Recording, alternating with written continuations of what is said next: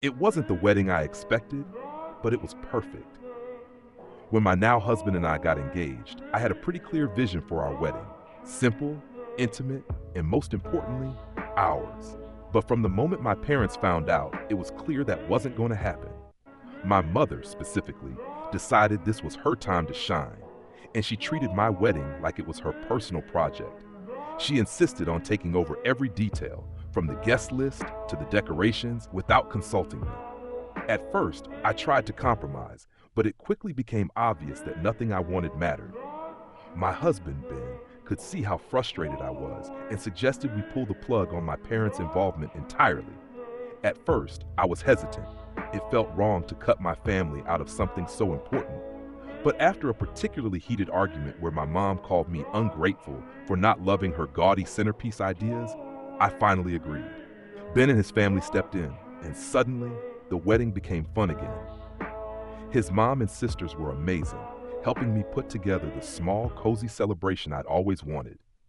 We picked simple floral arrangements, a venue that felt like us, and a menu filled with food we actually loved.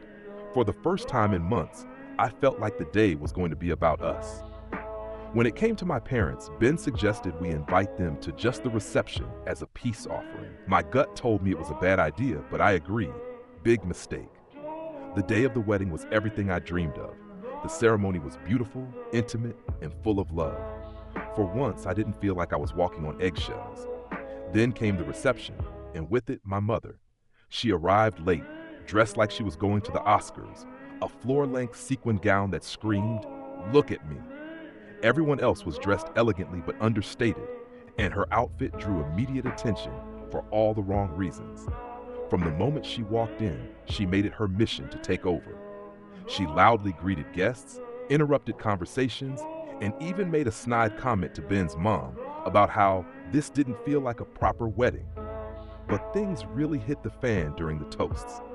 Ben's dad had just finished giving a heartfelt speech about how happy he was to welcome me into their family when my mom stood up uninvited.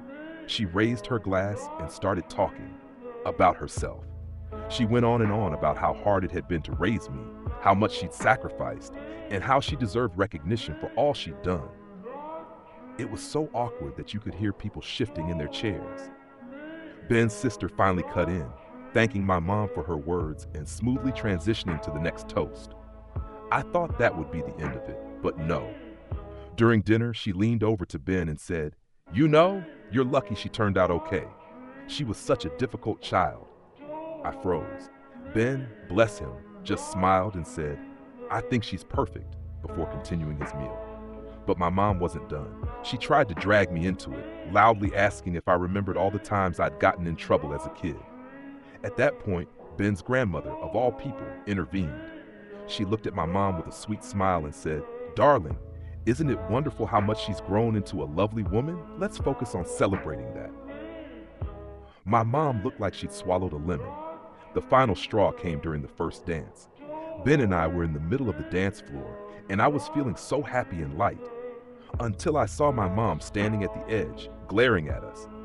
Then, loud enough for people to hear, she said to my dad, "I wonder if he even knows how stubborn she is." I wanted to cry, but instead I looked at Ben, and he just gave me a small smile. He leaned in and whispered, "Ignore her. It's our day, not hers." And that's exactly what I did. The rest of the evening, I avoided her as much as possible. I danced with Ben, laughed with his family, and ate more cake than I should have. For the first time in my life, I let go of the weight of trying to please her. By the end of the night, she looked miserable, sitting alone at her table, but I didn't care. When we said goodbye, it felt like a weight had been lifted off my chest. For the first time, she hadn't taken over something that was supposed to be about me. It was my wedding, and it was perfect, not because of her, but in spite of her. After that day, I finally understood that I didn't need her approval to be happy. And honestly, that realization felt better than anything else.